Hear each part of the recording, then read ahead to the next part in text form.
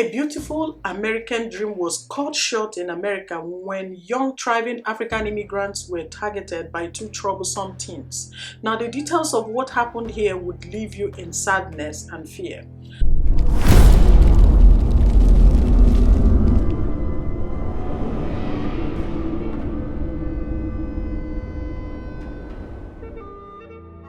Djibril Diol migrated to the United States from Senegal to pursue college studies, and he fulfilled his goal at Colorado State University in December of 2018 when he was recognized as an outstanding graduate of the Walter Scott College of Engineering.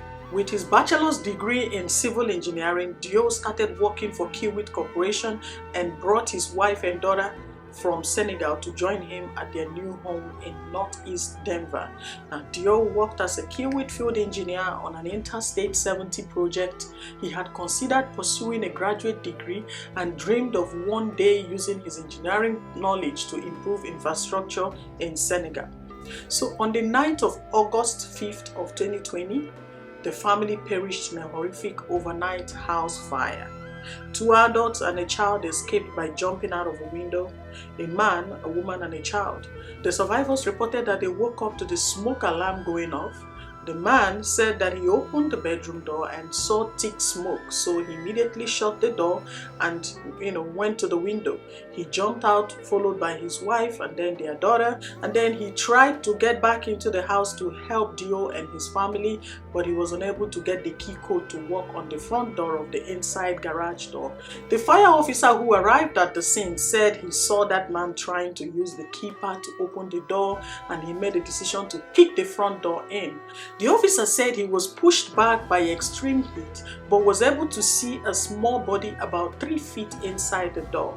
The officer said he attempted to remove the victim from the home, but could not due to the heat and fire, and noted that it was obvious the person was no longer alive.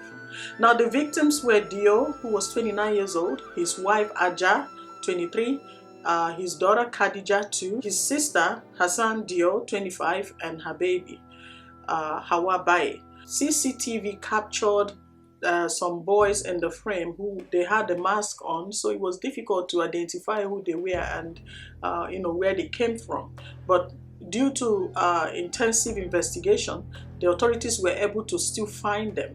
So by January 27th, a boy called Bui, who was 15, and his friend Seymour, 16, and another boy whose name was not disclosed, who was also 15, were arrested. So when authorities interrogated Bui, he said that he had been robbed in July of 2020 of his phone, money, and shoes were taken. So he began digging around the internet trying to find the phone and trying to see whether the culprits are in the area. He used an app to track his phone, and for some reason the phone was pinning in Djibril's house, and he said that he was pretty angry when he found out that that place wasn't so far away from where he lived, so he decided to go there with his friends and set the house on fire.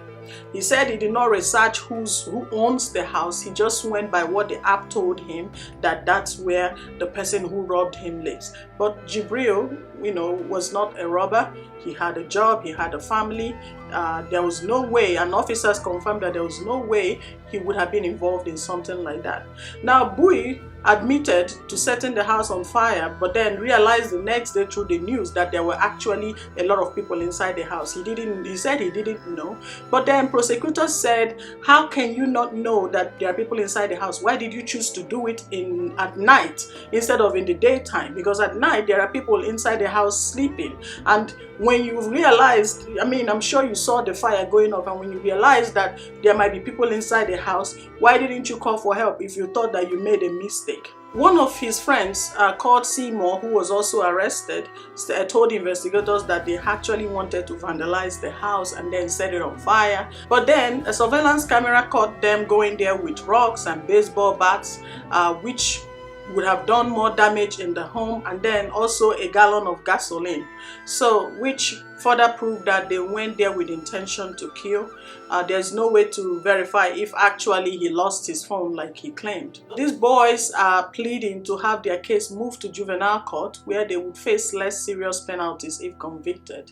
But it seems like that's not going to work. The case is still in court, and it's a very unfortunate story. That's it for today's story. What do you make of this? I think it's a very unfortunate incident. I think it's unfair that this family's lives were cut short. And of course, the investigation is ongoing and the case is in court. And the Muslim community, because Djibril was a Muslim, so he had his Muslim community around him, and they've been following up on this case and also helping his folks back home.